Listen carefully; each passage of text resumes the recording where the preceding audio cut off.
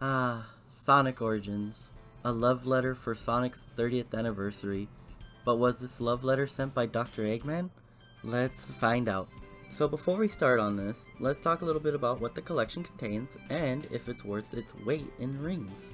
Alright, so this package contains Sonic 1, Sonic 2, Sonic CD, and Sonic 3 and Knuckles. Honestly, this alone sounds great, but they also tack on extras, such as the first ever official widescreen support, mirror mode, and a museum also full of collectibles. Sounds really good, right? Well, let's talk a little bit more about them and find out. Okay, so the first thing I want to talk about is the features. Now, let's just start with widescreen. Widescreen is 16:9 aspect ratio, simple as it sounds. It gives you a lot more time to react, and the only downside is that it's in the new anniversary mode. This anniversary mode also replaces the lives with a new currency called coins, not to be confused with rings. These are two separate currencies. Coins also have one other use. This other use is to unlock items in the museum. Some of the unlockables that you can get in the museum are music, artwork, and movies for the first time. Sounds great, right? Some never before seen content in Sonic Origins. Well, unfortunately, you'd be wrong. The only thing about this collection is that the unlockables can be found online or in older collections, such as the Sonic Gems collection or even the Sonic Mega collection. Okay, with the extras out of the way, let's actually talk about the games themselves and the issues that they have. So, first off, I want to say that in this game, I've noticed a few weird interactions with physics that normally did not happen in the original. One thing that I experienced was Spring Yard Zone. For some weird reason, when you take the bottom route with the tunnels, you get some really weird wall and roof interactions. In the footage, you will see that I obviously jumped through the wall into an area I was not supposed to get to. If this is happening in Spring Yard Zone, then where else is it also happening? This right here is the biggest issue out of the game, and it only affects two of them, Sonic 1 and Sonic 2. You can either spin dash, roll into a ball from a run, or you can use drop dash, and whenever you use any of these mechanics, try changing your momentum. You'll find out that your left and right inputs will not have an effect. And if you jump, the same thing works. The only way that this is changed is when you fall off of a cliff. But if you're in any of the later zones, once you do that, odds are you're dead.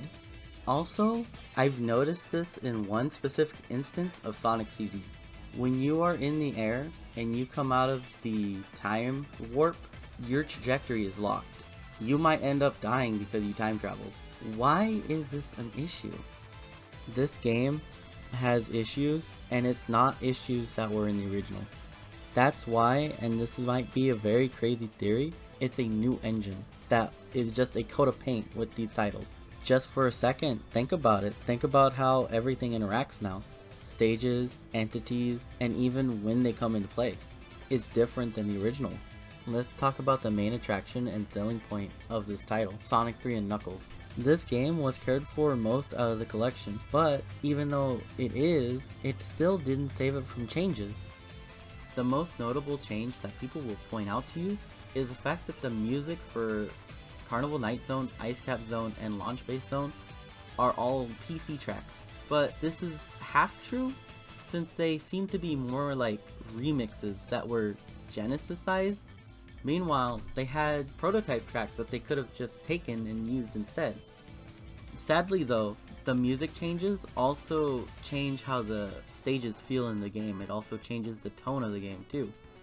That's also not all for this title. Like, this title adds in some beta elements and elements that went originally unused. One of the ones that stick out in my mind is the fact that on the egg hanger in Flying Battery Zone, Robotnik now uses his looking overhead animation. Not only that, it seems like along with this title, all the special stages have been enhanced visually, so they're not such an assault on the eyes. But that's not to say that the stages got the same amount of love and care. I mean, if you look at the stages, and if you play the stages for a little while, you realize that because of the engine changes and differences, that the stages do not have the same feel or flow. I know I haven't talked much about the games individually, but the games individually, they're pretty much what they're supposed to be. I think the biggest change was Sonic 3 and Knuckles, since like, everyone was expecting so much from it. I know I haven't talked about Sonic CD, but I'm just gonna show this to you guys, the difference with Sonic CD's intro and outro compared to the rest of the game volume. It's kind of insane, and like, how did they miss that?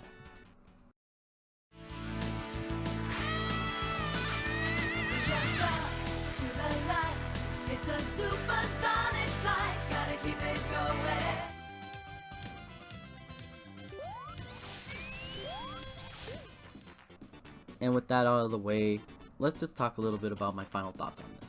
The game is okay. It's not great, and it's definitely not a great way to experience Sonic for the first time.